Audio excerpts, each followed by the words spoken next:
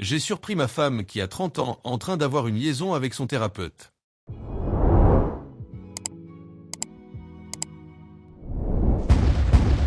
Il y a environ 4 jours, ma femme a eu une liaison avec son thérapeute qu'elle voit depuis 7 mois. Je ne peux pas mettre ici toutes les anecdotes que je voulais partager. Il y a 3 mois, elle a arrêté d'être intime avec moi et m'a dit que je ne le méritais plus et que je devais gagner ce droit. Je me suis retrouvé dans une chambre sans intimité physique. Au fil du temps, j'ai continué à essayer d'en parler avec elle. Je manquais d'intimité, de contact, de réconfort, d'aide à la maison, tout ce qu'elle a soudainement cessé de faire en rapport avec notre relation ou notre ménage. Je me suis senti trahi. J'étais convaincu qu'il y avait plus que cela, mais elle continuait à expliquer les choses, à rediriger les questions, à changer les faits, etc. Je lui ai régulièrement demandé d'être ouverte et honnête avec moi afin que nous puissions arranger les choses. Mais je l'épuisais. Elle n'avait jamais de temps pour moi et avait toujours des choses plus prioritaires sur lesquelles se concentrer. Son ressentiment à mon égard s'est accru et elle est devenue ouvertement hostile à mon égard.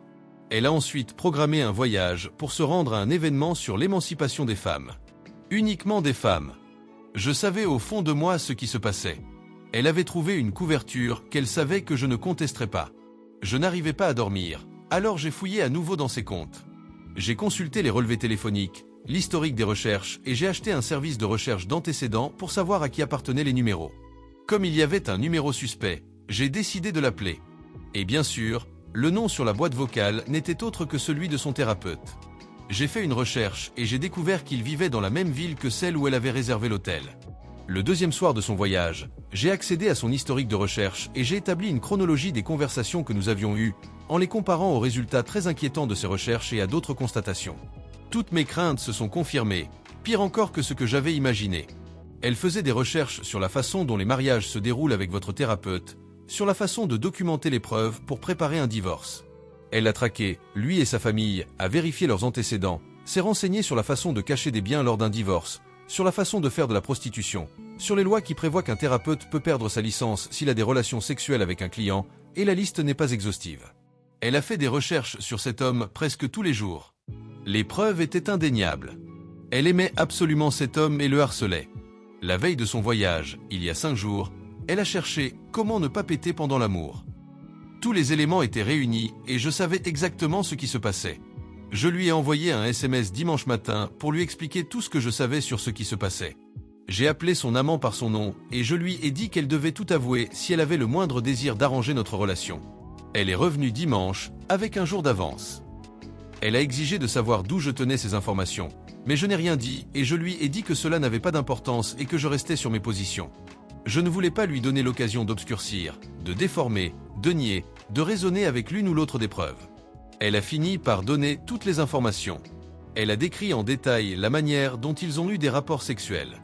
Elle m'a dit qu'elle voulait poursuivre la liaison pour voir où les choses allaient, mais qu'elle voulait aussi poursuivre son mariage avec moi parce qu'elle m'aime. Je suis écœuré. Je suis horrifié. Mais pour une raison ou une autre, je ne peux pas m'empêcher de penser que je devrais peut-être essayer d'avoir une relation ouverte. Peut-être même que ce serait amusant. S'il vous plaît, que quelqu'un me sorte de ce raisonnement idiot. Après quelques heures intenses d'engueulade, elle m'a tout raconté et plus j'y pense, plus tout cela semble fou. Apparemment, son thérapeute est le chef d'un groupe d'hommes qui se rendent dans les bois pour des séances d'autonomisation sexuelle des hommes, qui sont secrets et dont ils n'ont pas le droit de dire ce qui s'y passe. Au lieu que ma femme assiste à la version féminine de ces séances, elle assiste à la cérémonie de remise des diplômes de la session masculine, où chaque homme monte sur scène et raconte son histoire émotionnelle. Puis les membres de la famille montent sur scène pour témoigner de la façon dont la vie de l'homme s'est améliorée après avoir rejoint ce groupe, qui commence à ressembler à une secte, soit dit en passant. Par exemple, une petite fille monte sur scène pour dire « Mon papa est différent maintenant. Je l'aime mieux ». Il se trouve que ma femme est assise, sans le savoir, à côté de l'animateur du groupe qui dit à la personne de la ranger devant lui « Si seulement il y avait une version féminine de ce groupe ». Ma femme saute sur l'occasion pour dire « Oh, il y en a une, en fait. J'ai sauté la session de cette semaine pour soutenir mon thérapeute ici aujourd'hui. » L'animateur lui répond « Oh, vraiment, cela vous dérangerait-il d'en parler et de partager des informations avec certaines personnes ici présentes ?» Ils la font donc monter sur scène pour parler de cette session d'autonomisation des femmes à laquelle elle n'a jamais participé auparavant. Je suis peut-être paranoïaque, mais j'ai l'impression que son thérapeute recrute des femmes vulnérables pour cette organisation et les endoctrine pour qu'ils profitent d'elles sexuellement.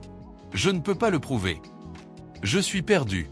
D'une part, Je suis profondément troublé et bouleversé par les actes de ma femme. D'autre part, je pense qu'elle a été abusée, manipulée et entraînée par son thérapeute et que je pourrais le dénoncer au conseil d'administration pour qu'il lui retire sa licence.